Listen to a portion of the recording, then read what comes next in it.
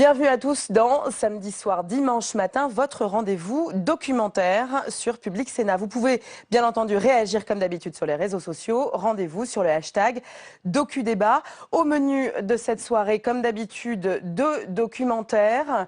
Je vous propose tout d'abord de plonger dans la tentaculaire Cosa Nostra. Notre chose, la si célèbre mafia de Palerme en Sicile, dirigée depuis la non moins célèbre ville de Corleone, a révélé à l'Italie et au monde l'ampleur de la corruption endémique de sa classe politique, mais aussi la difficulté à lutter efficacement contre cette gangrène. Mais d'abord, nous allons parler d'un homme d'État, un dirigeant qui aura réussi à dépasser les clivages partisans pour signer la paix avec son pire ennemi. Yitzhak Rabin, ancien Premier ministre israélien. Le 13 septembre 1993, dans un moment historique, il signe les accords d'Oslo, premier jalon d'une résolution du conflit entre Israël et la Palestine, et serre la main de Yasser Arafat, alors à la tête de l'OLP. L'image fit le tour du monde. Les négociations se passent désormais au grand jour. Yasser Arafat renonce au recours à la violence et reconnaît Israël. Rabin reconnaît en retour l'OLP le 9 septembre 1993. La formule utilisée à Oslo était la formule la plus raisonnable de l'histoire. Et sauf sans Rabin, jamais. Parce que c'est lui qui était convaincu qu'il faut finir.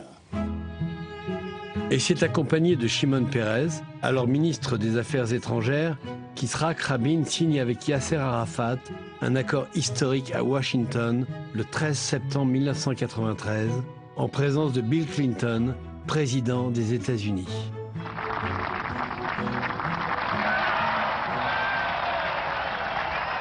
Bonjour Yves Azeroual. Bonjour.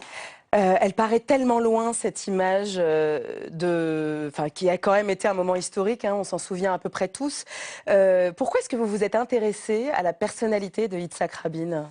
D'abord parce que il y a une trentaine d'années, je l'avais rencontré, tout à fait par hasard, dans le cadre d'une délégation.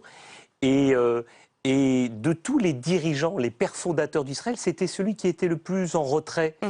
Et il y a ceux qu'on connaît, Begin, Sharon, Peres, etc. Et lui, alors qu'il a eu un parcours et une vie si intéressante, on connaissait peu de choses sur lui. Donc voilà, j'ai fait mon boulot de documentariste et je me suis intéressé à sa vie, à son parcours.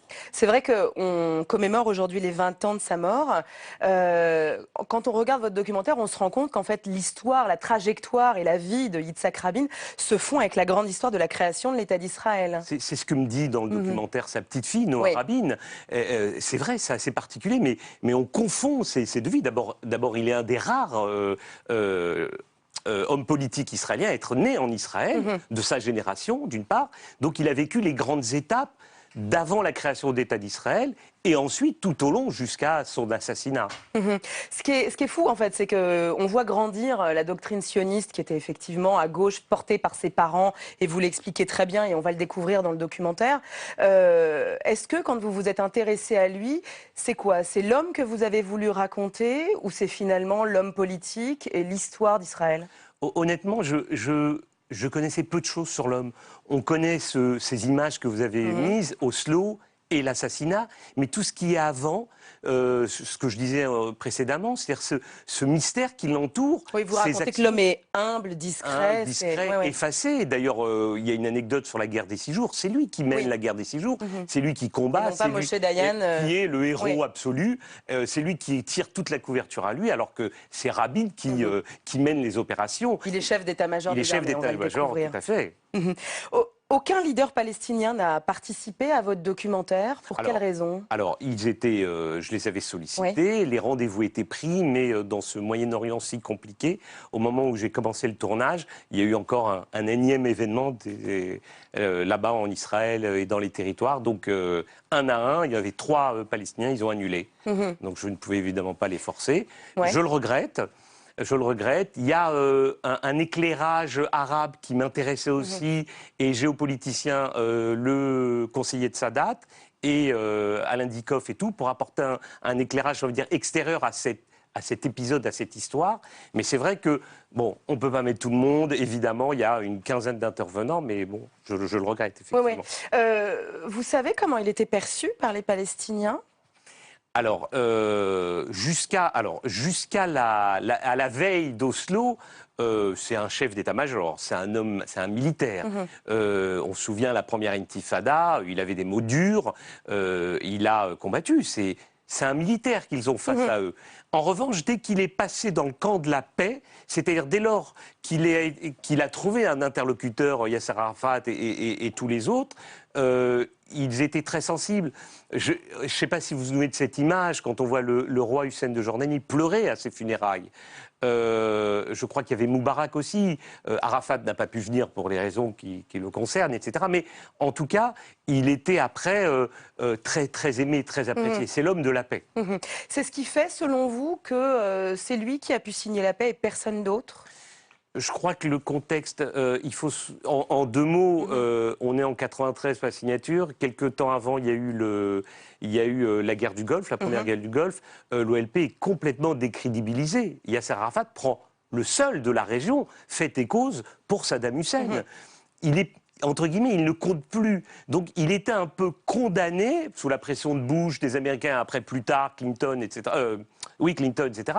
Il était condamné à faire la paix, Arafat. Donc, évidemment, il est l'homme de la situation, mais il est, contrairement à Shimon Peres, c'est pas une colombe, Yitzhak Rabin. C'est-à-dire qu'il n'est pas...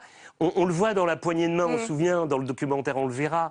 Il y va, mais avec... on sent l'hésitation. On sent l'hésitation. On sent l'hésitation.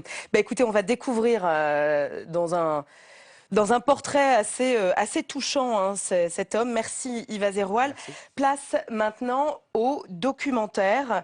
Yitzhak Rabin, donc aujourd'hui élevé au rang d'icône en Israël, est un symbole de la construction de cet État. Il a été au centre de tous les moments, de toute la vie politique de cette nation naissante. Assassiné un an après la signature des accords d'Oslo par un extrémiste juif, sa mort laissera en suspens ce processus naissant. Aujourd'hui, au point mort, 20 ans après cet assassinat, continue d'interroger le peuple israélien et l'horizon d'une paix durable et viable au Proche-Orient. On va en débattre avec mes invités. C'est Yitzhak Rabin, 1922-1995, le guerrier de la paix. À tout à l'heure.